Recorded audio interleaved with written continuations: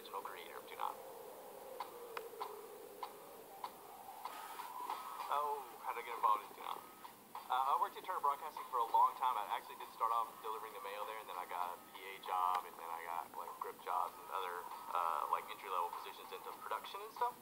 Some friends of mine were working at Cartoon Network way back in 1994, and they called me and asked me if I wanted to help create a franchise in the afternoons, like an after-school block for the children.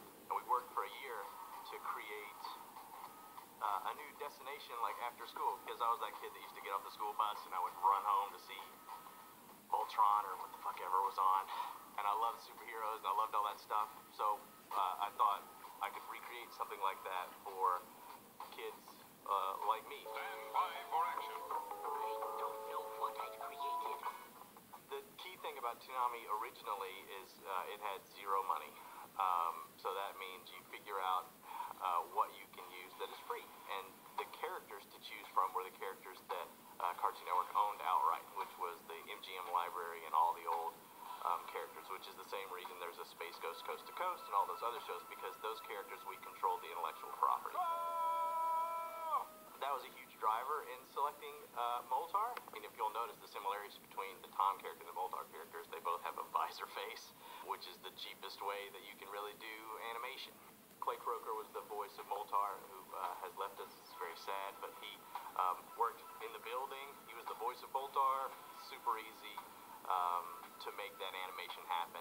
It was about economics, as most things in animation are. For me, and this is just me personally, Toonami was about the collision of things. Not only was Toonami itself a collision, all day you're watching wacky races and Augie Doggy, and then at 4 o'clock, giant robots start cutting monsters in half, right? That's sort of a collision in and of itself. You've got American animation colliding with animation that started in Japan, had been localized, like we're early days at this point. So that was a bit of a collision. And then wrapping that stuff in CGI, also a collision. And then bringing the music to it, like beat-driven electronic music, like hip-hop or dance music, in that world, also a collision. All strong, all brave, all heroes. Just what I need. The greatest thing about Toonami is we were able to, beyond like making a promo that told you this show is on at 5 o'clock, we were able to do other freeform stuff that was really just our art. You know, we kind of wanted to make stuff like that, so we just made different things.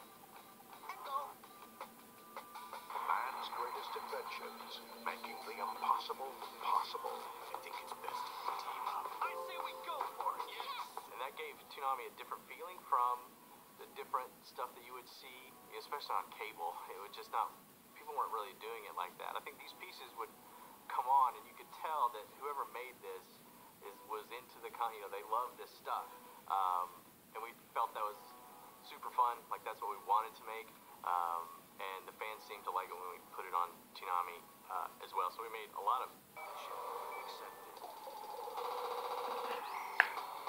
So in the beginning we launched with like Voltron and Thundercats and these other shows that when I was a kid had come on. So they were really old, and we got those for free, or very close to free. It was just something we could put up. So DBZ came on at like 5:30 in the morning on channel 69 in Atlanta. And kids were setting their alarm and like waking up at 6:30 on Sunday or whatever to watch this crazy show. And then my friends started doing it, so I was watching it. And then you would get bootleg VHS tapes. That was when I thought there could be something here. And if kids are willing to get up this early on Sunday and watch the show, what if we put it on at 5 o'clock in the afternoon? What could happen? Erupted. And that's when it blew up.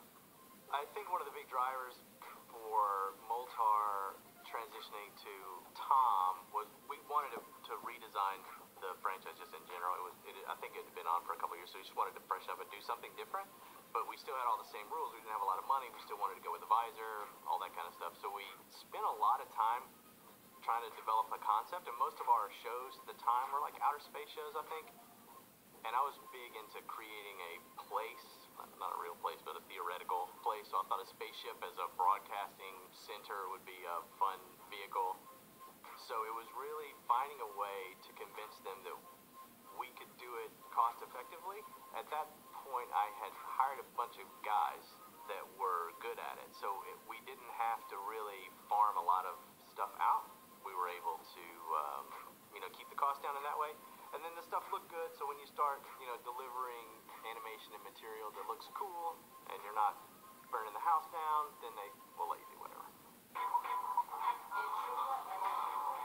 What are you talking about? So the total immersion event, the first one, The Intruder, was really just a fulfillment, we thought, on all the promises that we had made to our fans and to this audience, like going up in it. We had a spaceship, like we had our set. And with CGI, the funny thing about CGI is even though like none of that stuff is real, it actually is kind of real. So once you have built all of the things, like you still have to build models, you still have to build sets, and it's really just like building them in real life, except instead of hammers and nails, you're clicking and dragging and deforming. But a lot of work goes into creating all of that stuff. But then once you have it, it's easy to kind of exploit it, and you can continue to kind of make additional animation, and the more animation you can make, the cheaper all that stuff is if you amateurize your costs over the years. I know you kids are big into amortized costs. So that was really how those started. We felt like, there's a way to tell a longer story. We can explore our world a little bit more. People can find out more about our host character, who really kind of was confined to a chair, and still is, predominantly, and for most of his life. So it was great to get him out of the chair. We never felt like Tom was the reason, and the stuff that we were making was the reason that you were tuning in. We always just felt like we were the framework to bring it to you. But if there's any way that you could sort of elevate that and give people like just more to react to and more to see, we thought that would be better, and that people would like to see that stuff. Go check it out. Hey, go check it out. Some of the Clydes. I mean, it was hectic. Like, we'd never done anything like that before. And, we're talking so many years ago. It was back when we really were like, we can do anything. Yeah, we'll make that. Come on. I'll just stay up for 36 hours and we'll make it. Like, we had no brains. You don't think about how hard it is when you're doing something that you love doing. It's like, it's fun. Nothing feels better than creating something from nothing. It's just drawings, or it's just ones and zeros or programs, but then you can actually like make another human being feel something. That's super satisfying when you can do that, because you feel like it's this thing that didn't exist, and because of our efforts, or this team, or me, or whoever, we've now brought this thing into the world, and it has affected other people. So it's a kind of a magic. You guys ready to make the magic happen? We're shifting gears into a sadder time. So Tom 4 is still the highest technical achievement that the group ever achieved. It's just a horrible way to say that, but if you look at the animation, if you look at the quality of those scenes, it's not better than that. It's not better than that anywhere. So what we thought moving into that stage was, man, now we're on top of the mountain. We got a little bit of dough. We got a few guys now. We can take on some bigger challenges. We thought, like, man, maybe we could start making some longer CGI cartoons. We could start doing some longer stuff. To do that, we felt like there's no way anyone is ever going to sign off on a, like a 6-minute or 8-minute story of a guy that you cannot see his face. It seemed like it made sense to me at the time. And it seemed like some of the things that are great in life are people with faces and friends. So, I mean, I thought the work was great. I thought it was super cool. I thought we did a lot of stuff. But, yeah, super controversial. People didn't like it. People thought, not my Tom. Hashtag not my Tom.